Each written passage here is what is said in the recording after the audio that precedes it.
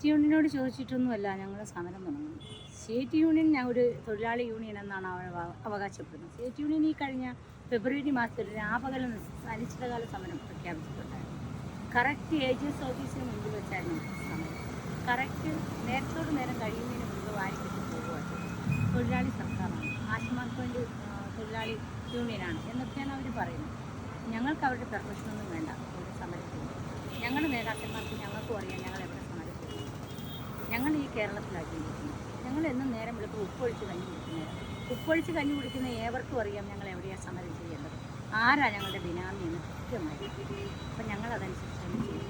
ഒരു യൂണിയൻ്റെ പിൻബലത്തോടു കൂടിയൊന്നുമല്ല. ഞങ്ങൾ ആശമാരെല്ലാവരും ഒന്നിച്ചു കൂടി ഞങ്ങളുടെ തീരുമാനങ്ങൾ പരസ്പരം ചർച്ച ചെയ്ത് പരസ്പരം ബന്ധപ്പെട്ട് ഒന്നും സ്വന്തമായിട്ട് ചെയ്യത്തില്ല, കൂട്ടായ ഒരു തീരുമാനത്തിൻ്റെ മുകളിൽ തന്നെയാണ് ഞങ്ങൾ ഈ ആശമാരെല്ലാവരും ചേർന്നത്.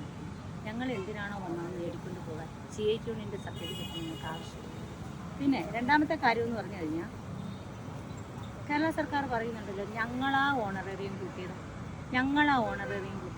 ഇപ്പോൾ 7,000 രൂപ ഉണ്ട്. 7,000 രൂപ 232 രൂപയാണ് ഒരു ദിവസം. അറിയാമല്ലോ ഇന്നത്തെ ചിലവ്. ഞങ്ങൾ മന്ത്രിമാരുടെ ആഡംബരങ്ങളെക്കുറിച്ചൊന്നും ഞങ്ങൾ പറയുന്നില്ല. ഇത് ഈ പൊതുസമൂഹത്തിന് മൊത്തം അറിയാം. അതിനിടയിൽ ഞങ്ങളും കൂടെ പറയേണ്ട കാര്യമില്ല. ഒന്ന് ഗവൺമെൻറ് മനസ്സിലാക്കണം, എവിടെ നിന്നാണ് ചോദിക്കാനുള്ളതെന്ന് കൃത്യമായി ഞങ്ങൾക്കറിയാം. ഞങ്ങൾ എഡ്യൂക്കേറ്റഡ് ആയിട്ടുള്ള ആൾക്കാർ. ഞങ്ങളിൽ പലരും 7ാം ക്ലാസ് വിദ്യാഭ്യാസ യോഗ്യത പറഞ്ഞ് ഞങ്ങൾ എടുത്തെങ്കിലും മിക്കവാറും പേര് PG ഡിഗ്രി കഴിഞ്ഞ പിള്ളേർ. അവർക്കറിയാം എന്താ ചെയ്യേണ്ടതെന്ന്. അവന് ഇവിടെ തൊഴിലാളി യൂണിയൻ CIT യൂണിയൻ്റെ കുത്തകയൊന്നുമല്ല, കുത്തകപ്പാട്ടം മൊത്തം അവരെ ഏറ്റെടുത്തു സമരത്തിൽ. അത് അവരവരുടെ കയ്യിൽ വെച്ചോട്ടെ. ഞങ്ങൾക്കറിയാം ആരോട് ചെയ്യണമെന്ന്. ഞങ്ങൾ കാലാകാലങ്ങളിൽ കേന്ദ്ര ഗവൺമെൻറ്റിൻ്റെ അടുത്ത് AGSൻ്റെ ഓഫീസിൻ്റെ മുമ്പിൽ കഴിഞ്ഞ 1 വർഷം മുൻപ് ഞങ്ങളിവിടെ സമരം നടത്തിയിട്ടുണ്ടായിരുന്നു. പിന്നെ അല്ലാതെ ഞങ്ങൾ സെക്രട്ടേറിയറ്റ് നടക്കെ പല പ്രാവശ്യം പറഞ്ഞു. കോവിഡ് കാലത്ത് എന്തിനാണെന്നറിയാമോ? ഞങ്ങൾക്ക് മാസ്ക് വേണം, നമുക്ക് ഗ്ലൗസ് വേണം, ഇങ്ങനെയൊക്കെയുള്ളത് ആവശ്യം ഉന്നയിച്ചുകൊണ്ടാണ് ഞങ്ങൾ കൊടുത്തത്. എന്ന് പറഞ്ഞാൽ കോവിഡ് കാലത്ത് ഒരു സുരക്ഷാ ഉപകരണങ്ങളും ഇല്ലാതെ പണിയെടുത്തവരാണ്. അപ്പം ഞങ്ങൾക്കറിയാം എവിടെ ചെന്ന് ചോദിക്കണം, ആരോട് ചോദിക്കണം എന്ന് ഞങ്ങൾക്കറിയാം.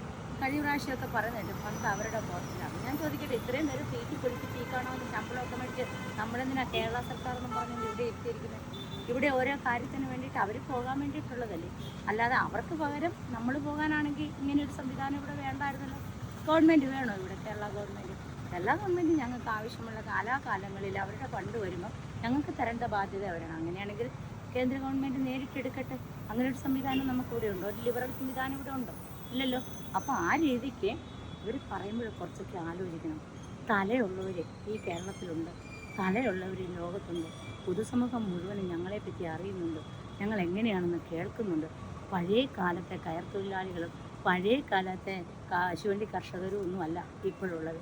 ഇപ്പം നല്ല എഡ്യൂക്കേറ്റഡ് ആയിട്ടുള്ള കാലാകാലങ്ങളിൽ മാധ്യമങ്ങളിലും അതുപോലെ IT സംവിധാനങ്ങളും ഇത്രയേറെ മെച്ചപ്പെട്ട കാലത്ത് അറിയാം. അതുകൊണ്ട് ഞങ്ങളെ പഠിപ്പിക്കേണ്ട എവിടെ സമരം ചെയ്യണമെന്ന് ഞങ്ങൾക്കറിയാം. ഞങ്ങൾ അറിഞ്ഞുകൊണ്ടാണ് ഇവിടെ